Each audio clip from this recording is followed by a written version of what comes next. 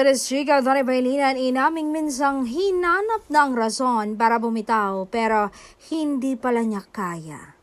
Sad ng aktor, paano ko siya hindi mamahalin no? Kasi dati akala ko mas madali kapag konti lang yung alam ko, mas konti yung aalalahanin ko, mas konti yung mamimiss ko. Pero habang mas nakikilala ko si Belle, mas lalo akong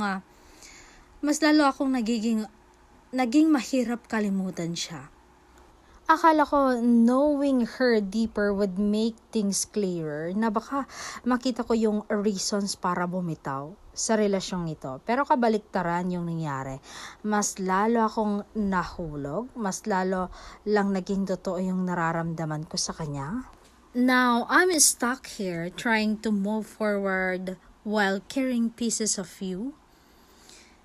I can't just erase. Hindi ka na lang kasi basta ikaw.